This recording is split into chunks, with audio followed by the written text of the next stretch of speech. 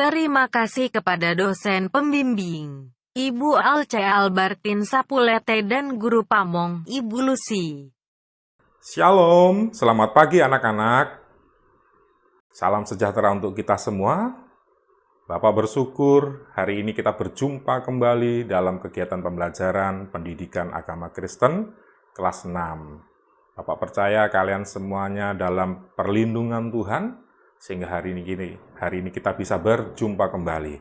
Ya, anak-anak, bagaimana kabarnya hari ini? Bapak percaya kamu pasti sehat selalu. Oke, kita akan belajar, namun sebelumnya kita akan menyanyikan sebuah lagu ya. Kalian bisa lihat pada layar dengan judul Bagaikan Bejana Siap Dibentuk ya.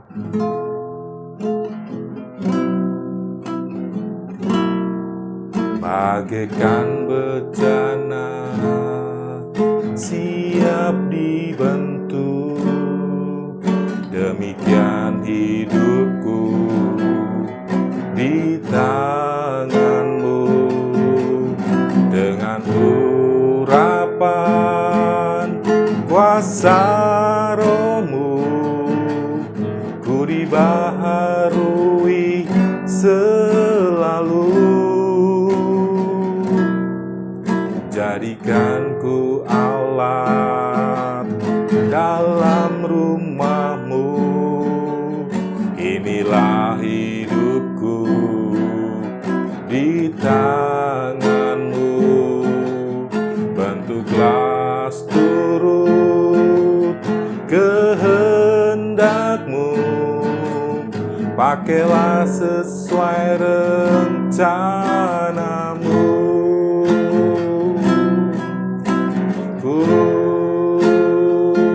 Mau seperti-Mu, Yesus, disempurnakan selalu dalam segenap jalanku, memuliakan nama-Mu. Sekali lagi, ku mau seperti-Mu, Yesus. Ku mau seperti-Mu, Yesus, disempurnakan selalu dalam segenap jalanku, memuliakan nama-Mu. Ya, mari kita berdoa. Tuhan Yesus, kami bersyukur pagi hari ini atas segala kebaikan-Mu yang sudah Kau limpahkan dalam kehidupan kami, Tuhan. Pagi ini kami akan belajar kebenaran firman-Mu, Tuhan Yesus. Urapi kami semua, sehingga firman yang disampaikan, pembelajaran pendidikan agama Kristen boleh menjadi berkat bagi setiap kami, khususnya anak-anak-Mu yang masih muda ini, Tuhan Yesus. Mereka boleh menerima pembelajaran firman Tuhan dan mereka juga boleh melakukannya dalam kehidupan mereka pribadi, untuk mereka boleh siap di tingkat yang lebih tinggi lagi. Urapi kami semua, pimpin kami Roh Kudus, sehingga kegiatan pembelajaran hari ini boleh berjalan dengan baik. Di dalam nama Tuhan Yesus Kristus kami ucap syukur, kami berdoa. Haleluya, bersama kita katakan amin. Ya, anak-anak. Nah, kamu tahu tadi lagunya judulnya Bagaikan Bejana yang Siap Dibentuk. Nah, kamu tahu nggak artinya? Apa makna dari lirik-lirik lagu yang sudah kita nyanyikan lagi? Tadi kan ada kalimatnya, bagaikan bejana siap dibentuk, demikian hidupku di tangan-Mu, dengan urapan kuasa Roh-Mu, ku dibaharui selalu. Terus kemudian jadikan ku alat dalam rumah-Mu, inilah hidupku di tangan-Mu, bentuklah seturut kehendak-Mu, pakailah sesuai rencana-Mu. Terus kemudian, dua kalimat terakhir, ku mau seperti-Mu, Yesus, disempurnakan selalu. Dalam segenap jalanku, memuliakan nama-Mu. Ayo, siapa yang mengerti? Angkat tanganmu. Nah, anak-anak, kalimat-kalimat lirik lagu ini menggambarkan suatu hubungan yang akrab dengan Allah.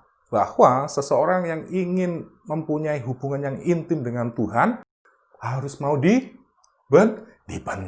Iya, harus mau diproses. Nah, pelajaran hari ini ada hubungannya dengan lagu yang kita nyanyikan. Nah, pelajaran hari ini adalah temanya tentang menjalin hubungan akrab dengan Allah sebagai wujud ibadah. Nah, pertama kali kalau supaya kita memiliki hubungan yang akrab dengan Allah sebagai wujud ibadah kita, anak-anak, Bapak akan memberikan ilustrasi ya. Coba kalian lihat pada layar.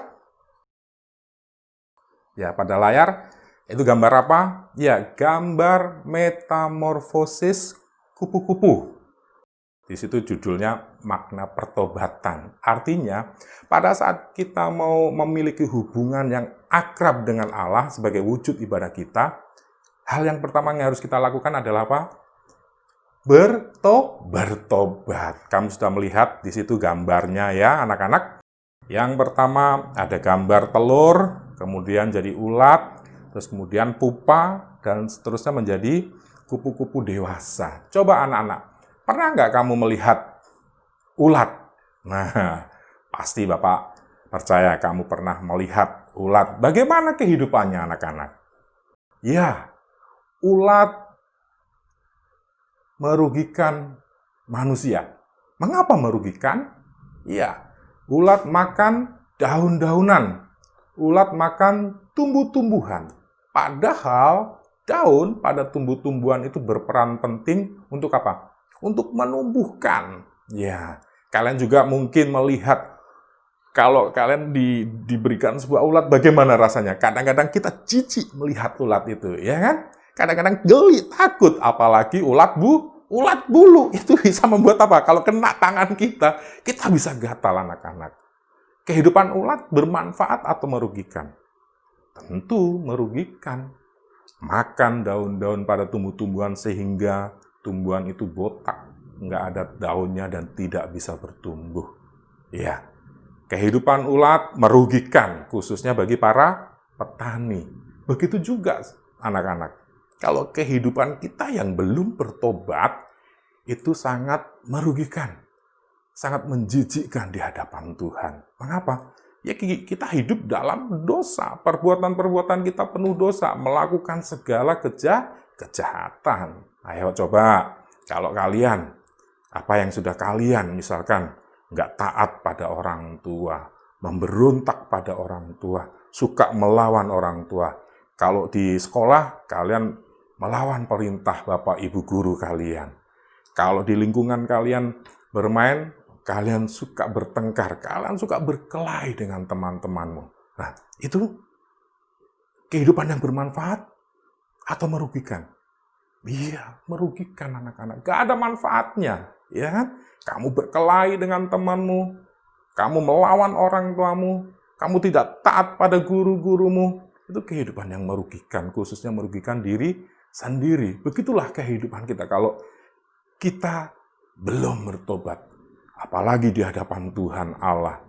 Kita sangat jijik di hadapan Tuhan Allah kalau kita selalu melakukan kejahatan, kita selalu melakukan dosa. Begitu juga dengan ulat. Tapi kalau kalian lihat, nah dalam gambar, setelah dia menjadi ulat, kemudian apa proses kehidupannya lagi? Dia menjadi kepompong. Nah, setelah beberapa saat menjadi kepompong, berubahlah dia. Menjadi apa?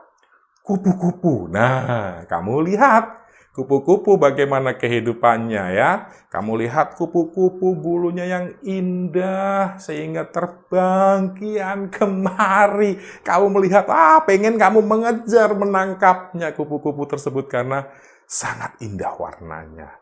Ya, kalian suka berlari-larian kejar kupu-kupu tersebut. Salah satu hal lagi, kupu-kupu itu membantu petani. Dalam hal apa? Penyerbukan. Nah, penyerbukan untuk pertemuan sel jantan dan sel betina. Kupu-kupu membantu penyerbukan bagi para petani, yaitu dalam hal pertemuan putik dan benang sari. Ya anak-anak ya, itu dia. Kehidupan kupu-kupu bermanfaat. Kehidupan kupu-kupu bermanfaat. Ulat berubah menjadi kupu-kupu. kehidupannya yang lama merugikan, kemudian berubah menjadi kupu-kupu, memiliki kehidupan yang indah, memiliki kehidupan yang bermanfaat. Itu makna bertobat, mengalami perubahan, mengalami perubahan. Dari yang jahat berubah kepada yang baik. Dari yang salah berbuat kebaikan. Dari yang merugikan menjadi bermanfaat. Kehidupan yang bermanfaat. Nah, itu anak-anak. Nah, kita lanjut dalam slide berikutnya. Nah, kalian melihat di layar, pertobatan adalah tindakan orang berdosa untuk berbalik kepada Allah dengan membawa perubahan dalam pikiran, keinginan, sikap, dan perbuatan untuk mengasihi Allah dan menemukan sukacita saat melayani Dia. Kita bisa baca dalam 2 Korintus 5 ayat 17. Yuk, kita buka. Ya, 2 Korintus pasal 5 ayat 17. Demikian firman Tuhan. Jadi, siapa yang ada di dalam Kristus, ia adalah ciptaan baru. Yang lama sudah berlalu, sesungguhnya yang baru sudah datang. Nah itu anak-anak. Itu gambaran perubahan ulat menjadi kupu-kupu. Kehidupan yang lama sudah berlalu, dan sesungguhnya kehidupan baru sudah datang. Makanya dikatakan pertobatan adalah tindakan orang berdosa untuk berbalik kepada Allah dengan membawa perubahan dalam pikiran, keinginan, sikap, dan perbuatan untuk mengasihi Allah. 2 Korintus 5 ayat 17. Itu. Nah, Bapak juga akan memberikan satu contoh lagi.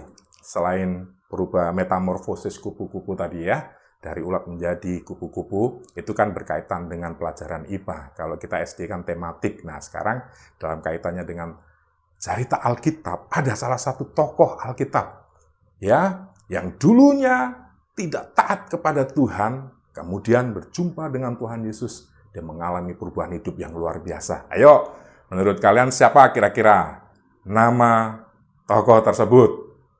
Ya, Saulus. Nah, benar kalian tebakannya ya. Coba kita lihat slide berikutnya. Nah, kalian tahu siapa Saulus? Saulus itu adalah seorang tokoh Alkitab.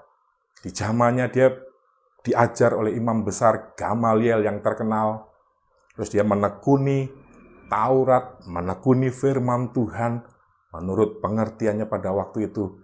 Dan dia melihat pada waktu itu orang-orang yang percaya kepada Tuhan Yesus tidak sesuai dengan apa yang dia ketahui, apa yang dia percayai saat itu. Dia menilai murid-murid Tuhan Yesus orang-orang yang tidak taat kepada Tuhan. Sehingga Saulus mengejar, menganiaya, menangkap orang-orang yang percaya kepada Yesus dan dimasukkan ke dalam penjara. Banyak juga orang-orang yang ditangkap, kemudian dimasukkan ke dalam ruangan untuk diajak bertanding atau dilawan dengan binatang-binatang buas. Mereka banyak yang mati, banyak yang tersiksa oleh karena Saulus ini. Dan salah satu hal lagi anak-anak perlu diketahui, bahwa Saulus ini juga menghadiri pada saat Stefanus, salah satu orang yang percaya kepada Tuhan Yesus, salah satu orang yang murid Tuhan Yesus, dirajam batu. Dan Paulus ada di situ. Dia menyetujui Stefanus dirajam batu sampai mati. Nah, Saulus kemudian berkembang, dia meminta surat kewenangan dari mahkamah agama supaya apa? Dia bisa pergi ke kota-kota yang lain untuk menyiksa, menganiaya orang-orang yang percaya kepada Yesus. Nah, pada saat dia dalam perjalanan menuju kota Damsik, anak-anak kalian lihat pada layar. Nah, pada waktu dia naik kuda menuju kota Damsik, tiba-tiba ada sinar yang menerangi dia. Dia jatuh dari kudanya. Terus kemudian ada suara mengatakan, Saulus, Saulus, mengapa engkau menganiaya aku? Saulus terkejut. Suara apa itu? Saulus pun bertanya, siapakah engkau?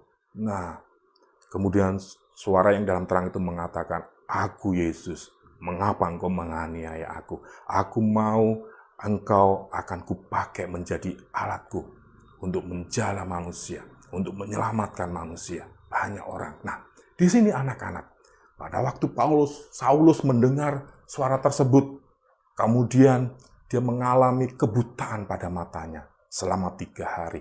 Dia merenung, kemudian dia berjumpa dengan seorang hamba Tuhan dan dijelaskan bahwa Yesus orang Nazaret itu adalah Tuhan dan Juru Selamat. Nah, ini merupakan pertobatan Paulus.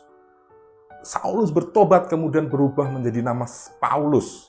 Paulus bertobat karena berjumpa secara pribadi dengan Tuhan Yesus. Artinya anak-anak, kalau kita mau bertobat sungguh-sungguh harus mengalami perjumpaan dengan Tuhan Yesus. Ya, kita mengalami berjumpa secara pribadi dengan Tuhan Yesus. Sehingga apa? Kehidupan kita diubahkan. Seperti 2 Korintus 5 ayat 17 tadi. Yang lama sudah berlalu, sesungguhnya yang baru sudah datang. Kita mengalami perubahan. Ayo, coba semuanya berdiri. Kita akan praktekkan dulu ya. Untuk perubahan ini. Nah, ini ada hubungannya dengan pelajaran matematika. Yuk, kalian berdiri semua dan kita berputar 360 derajat. Ayo, 1, 2, 3. Iya, nah, coba kalian rasakan perubahan apa yang terjadi. Pada saat kalian menghadap ke utara, kemudian berputar searah jarum jam 360 derajat, di mana posisi kalian sekarang? Tetap di utara kan? Nah, apakah itu yang disebut perubahan? Tidak. Kalau kembali lagi kepada posisi semula, berarti tidak berubah. Nah, kehidupan kita tidak juga akan mengalami perubahan kalau kita berputar 360 derajat. Yang benar bagaimana anak-anak? Ya, oke. Kita akan berputar 180 derajat. Oke, lakukan. 1, 2, 3. Iya, oke. Yang tadi menghadap ke utara menjadi ke selatan. Yang menghadap ke timur jadi ke barat. Ada perubahannya nggak anak-anak? Iya, ada. 180 derajat. Pertama menghadap ke utara, kemudian menghadap ke selatan. Itu artinya berubah, berbalik. Yang dari barat ke arah timur, itu juga berubah. Ada perubahan, berbalik. Dari kehidupan yang lama, kehidupan yang berbuat dosa, kehidupan yang penuh dengan kejahatan, kemudian berbalik kepada Allah. Taat kepada Allah. Menuruti perintah Allah. Begitu juga dengan Paulus. Pada saat dia bertobat, hidupnya diubahkan. Hidupnya diperbaharui. Yang dulunya penganiaya jemaat, dulunya penyiksa orang-orang yang percaya kepada Yesus, sekarang dia mengabarkan Injil keselamatan. Menjangkau banyak jiwa-jiwa. Kalau anak-anak mau ketahui, Alkitab Perjanjian Baru sebagian besar ditulis oleh Paulus. Makanya Paulus pun disebut sebagai salah satu rasul dari Tuhan Yesus. Karena pekerjaannya menyelamatkan jiwa-jiwa. Setelah pertobatnya, hidupnya diubahkan. Setelah berjumpa dengan Tuhan Yesus secara pribadi, kehidupannya diperbaharui, yaitu menjadi mengabarkan Injil keselamatan, supaya banyak jiwa-jiwa yang diselamatkan. Inilah pertobatan Paulus, contoh kehidupan. Begitu juga dengan kita, anak-anak. Kalau kalian bertobat, kalian juga harus merubah. Bukan berarti aku berubah jadi satria baja hitam. Ya enggak begitu anak-anak. Ulat bisa berubah jadi kupu-kupu. Tapi kita juga tetap seperti Paulus kan. Dia dulunya Paulus, sekarang juga Paulus. Hana, apanya yang dirubah? Karakternya, wataknya, sikapnya, perbuatannya. Itu yang diubahkan, diperbaharui. Yang dulunya jahat, jadi baik. Ya.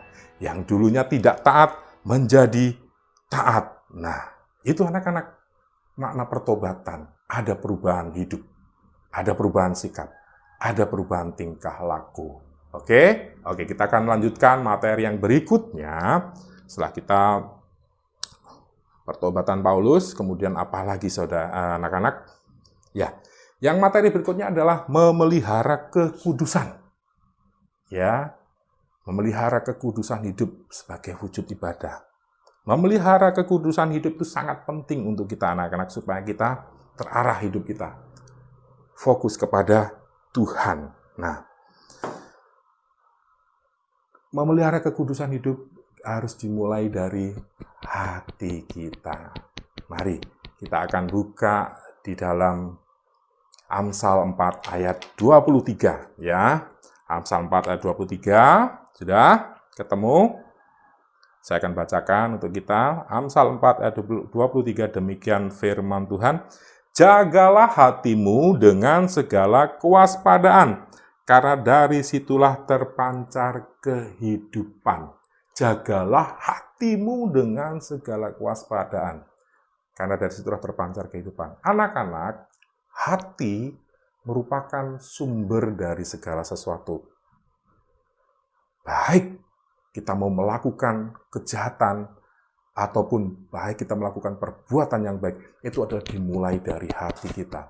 Oleh karenanya Bapak mengajak anak-anak pagi ini, yuk kita menjaga hati kita, supaya tetap kudus, supaya tetap tulus di hadapan Tuhan.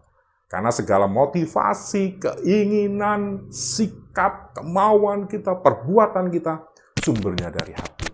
Ayo kita jaga hati kita, ya. Jaga hati kita supaya tetap kita hidup dalam kekudusan kepada Tuhan.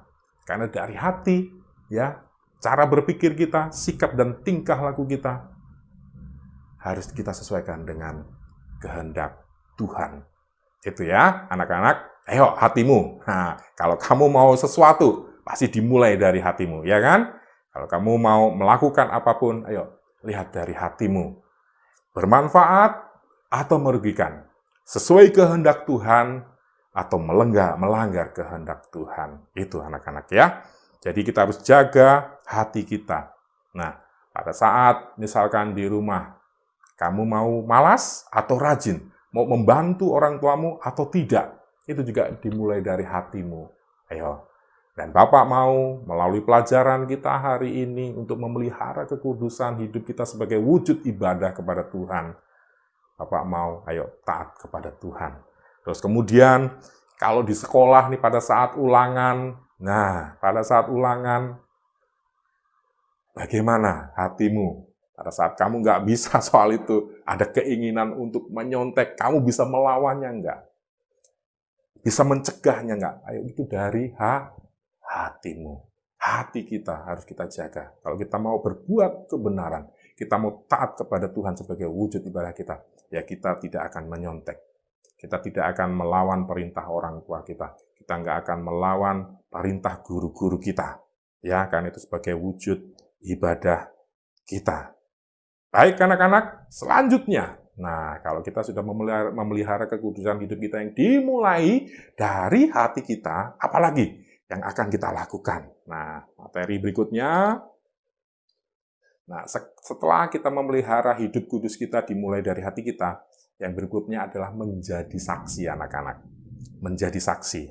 Nah, menjadi saksi ini adalah, yuk kita buka dulu di dalam Roma pasal 12 ayat 1 dan 2. Roma pasal 12 ayat 1 dan 2. Demikian firman Tuhan.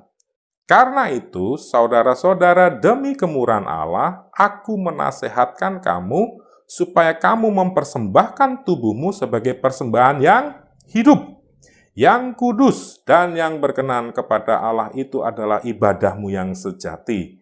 Ayat 2, janganlah kamu menjadi serupa dengan dunia ini, tetapi berubahlah oleh pembaharuan budimu, sehingga kamu dapat membedakan manakah kehendak Allah, apa yang baik, yang berkenan kepada Allah, dan yang sempurna. Amin. Untuk menjadi saksi, anak-anak, yang pertama adalah kita harus mempersembahkan tubuh kita sebagai persembahan yang hidup dan yang kudus. Ya, mempersembahkan tubuh sebagai persembahan yang hidup, kudus, dan berkenan kepada Allah. Apa contohnya? Ayo, bagaimana kamu menggunakan mulutmu? Ya, apakah masih berkata-kata kotor? Apakah masih berkata-kata kasar kepada orang tua, kepada gurumu, kepada teman-temanmu? Nah, kalau anak-anak masih berkata-kata kotor, berkata-kata kasar, berkata-kata jahat kepada orang lain, bagaimana bisa menjadi saksi? itu mempersembahkan tubuh. Mulut adalah bagian tubuh kita. Ya kan? Kita harus menggantikannya, merubahnya dengan kata-kata yang baik. Kata-kata yang bermanfaat. Kata-kata berberkat untuk orang lain. Nah, kemudian apa lagi? Bagian tubuh kita. Tangan. Nah, tangan ayo. Selama ini kalian gunakan dengan baik nggak tangan kalian? Ataukah masih suka mencubit orang lain? Masih suka pukul orang lain? Nah, itu. Kalau kita mempersembahkan tubuh kita dan kita mau menjadi saksi, tangan kita untuk apa? Menyalami, bertepuk tangan, memuji Tuhan, itu anak-anak. Apalagi kaki, misalkan kakimu sudah kamu gunakan dengan baik apa tidak? Masih suka menendang temanmu, nyelengkat temanmu, kaki temanmu yang lain, sehingga jatuh, berantem akhirnya. Gunakan kaki kita untuk hal-hal kebaikan. Ya, gunakan anak-anak. Terus kemudian apalagi tadi dikatakan memiliki kehidupan yang berbeda dengan dunia anak-anak. Kita harus berani melawan arus. Nah, mata kalian salah satu contohnya. Kalian sekarang belajar dari rumah menggunakan jaringan internet. Aduh, itu sungguh-sungguh luar biasa. Internet itu kalian bisa mencari segala informasi di internet. Informasi yang baik ataupun informasi yang tidak baik. Apapun bisa kalian cari di internet. Nah, bagaimana menggunakan mata kalian dengan baik? Apakah hal-hal yang seharusnya tidak kalian tonton di internet? Nah, film-film porno, itu dia. Ayo, coba anak-anak. Apakah kalian sudah menggunakan mata kalian dengan baik untuk hal-hal yang baik juga? Jadi kalau hal-hal yang tidak baik, yuk kita buang, kita nggak boleh lihat. Nggak boleh kita lihat. Nah, pornografi harus kita hilangkan. Tidak berkenan di hadapan Tuhan.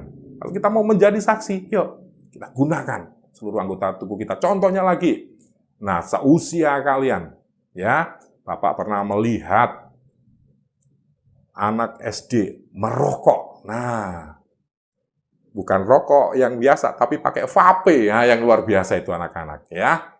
Rokok elektrik. Yo, kalian mungkin bisa membohongi orang tua, tapi Tuhan tidak bisa dibohongi.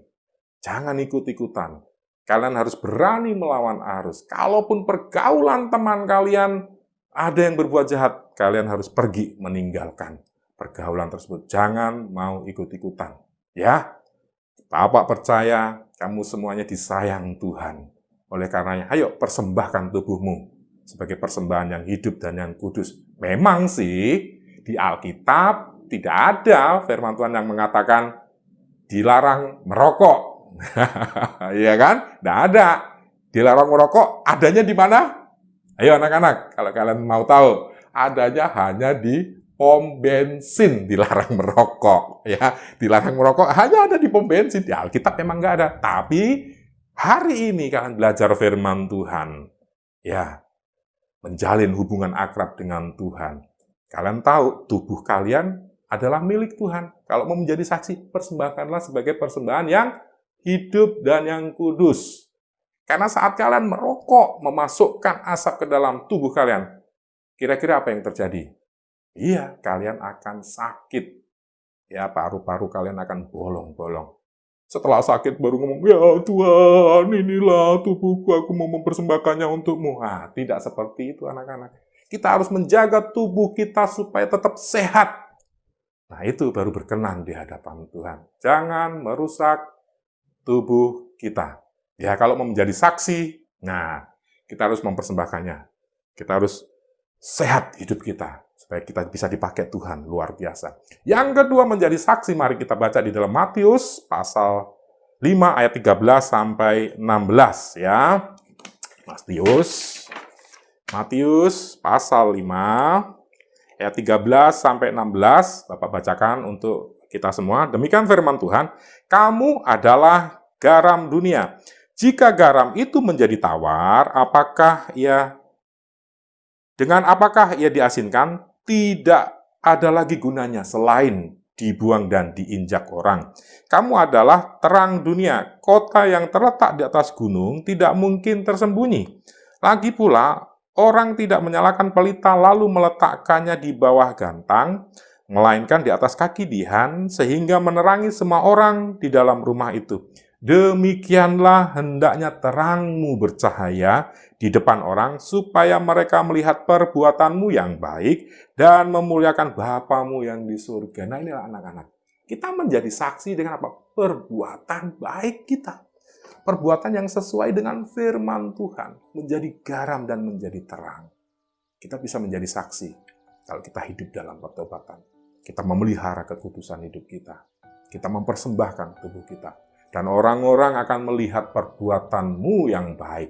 Dan semuanya itu memuliakan Bapa di surga. Semua itu memuliakan Tuhan, Allah kita. Ya, baik anak-anak. Anak-anak, semua materi sudah Bapak sampaikan.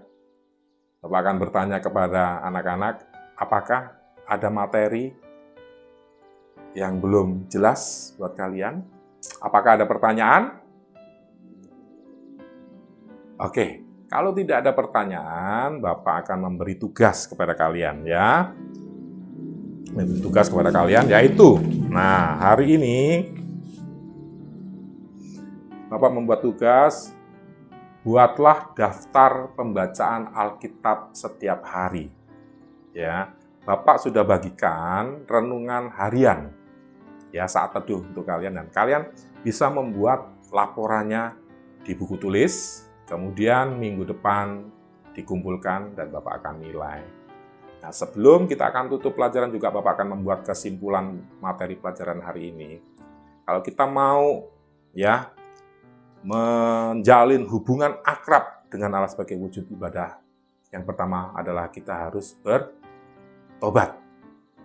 Ya, kita harus hidup dalam pertobatan. Hidup dalam pertobatan artinya harus mau berubah, diubahkan, berbalik.